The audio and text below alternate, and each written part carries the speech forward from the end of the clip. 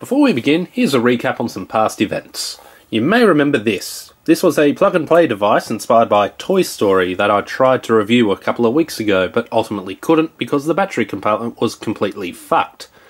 Well, I tried returning this product to the shop, and the 10 or so other units, which had been sitting there for probably about a year, had all mysteriously vanished. Now, considering that I don't think anyone would suddenly rush to buy one of these, I'm guessing they all had the same problem, so on the downside, I can't make any of my Toy Story jokes. I even got myself a creepy Woody doll just for the occasion.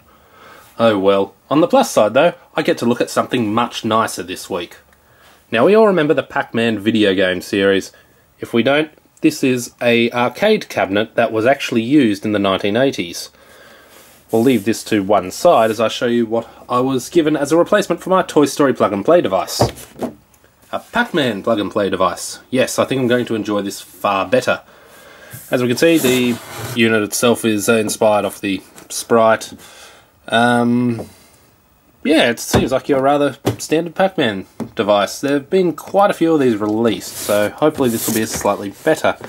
As well as Pac-Man, you get a whole lot of different games. What have we got? Pac-Man, Galaga, Xevious, Dig Dug, Rally X, Pac-and-Pal, Super Pac-Man, Mappy, Pac-Man, what's that say?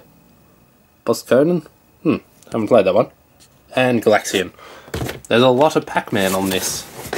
Alright, let's take it out of its packaging.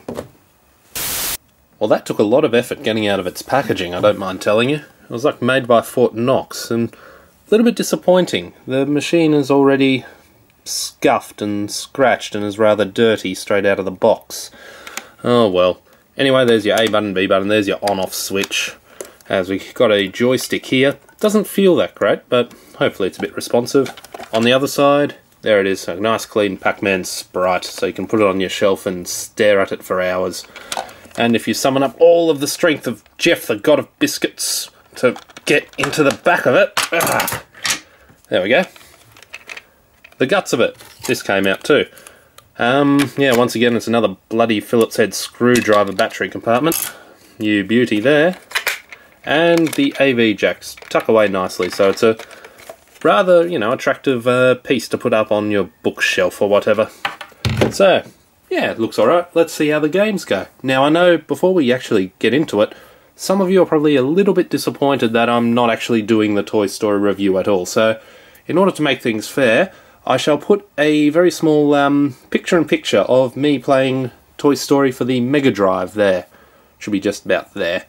And, yeah, so we can enjoy Pac-Man, and if you wanted to catch up on Toy Story, you're catered for. Most people would start a review of a Pac-Man plug-and-play joypad packed with different ports of Pac-Man with Pac-Man in order to appease the god of alliteration. But I'm going to say bugger that and kick things off with some Mappy. I fucking love me some Mappy and consider this my favourite Namco arcade game of the classical era. Thankfully, the port included here is spot on. The enemy AI, the graphics and the music are all tickety-boo.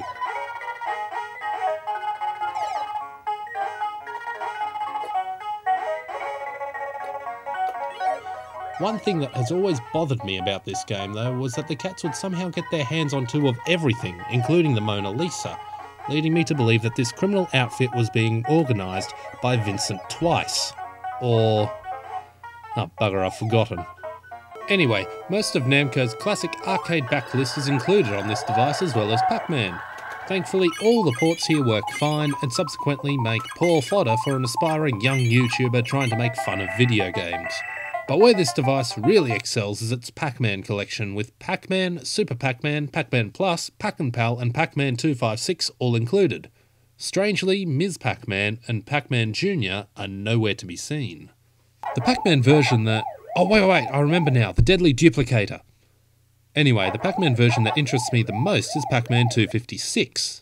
As the title suggests, it lets you play level 255 of the original arcade version and gives you several lives to clear the one level to advance to the game's kill screen. Even with the extra lives offered, this level is rather difficult as the ghosts move very quickly and the power pills are merely placebos. But if you're good enough, you can pretend you are a Pac-Man champion to anyone in the immediate vicinity and submit a fake achievement to Twin Galaxies. The one thing that is a letdown with this though is the joystick. It just floats around too much, and you'll often find yourself going down the wrong alleys, into oncoming fire, and into the path of monsters quite often. The other problem I have with this unit is that its main drawcard is the fact you can play a level that is infamous for being unplayable. Most of the time, that's not a good thing. And that's what you get on this device. All in all, I'm rather pleased with it. Buttons were responsive, menus were nice, game selection was good, and the console itself packs away rather neatly, so you can store it somewhere and it looks rather neat and tidy and retro. Two downsides though. First is the joystick. It could definitely be better. It's, you know, very sort of, I'm not too sure what the right word is. Just spongy, I guess. A bit too spongy and unresponsive. Otherwise, yeah. Secondly, actually, all the thousands of corners around the unit. Trying to grip it is rather a nightmare. You'll have to have it down on a table or something if you want to play it. For $25 though, you could definitely do a whole lot worse. I mean, just have a look at most of the videos I've done so far. That is worthy of a purchase for a gift. After all, isn't there some sort of gift-giving season coming soon? Oh, I should also point out, if you do find a Mega Drive copy of Toy Story, it's definitely worth a look. It was one of the better platformers for the Mega Drive era, and I have fond memories of this as I was a kid. I know you didn't get to hear me talk about it in the review, but oh well, at least you got to see some of the pretty images. I'm not too sure why, but this game used to give me the willies as a child. Anyway, that's all for this week. Bye!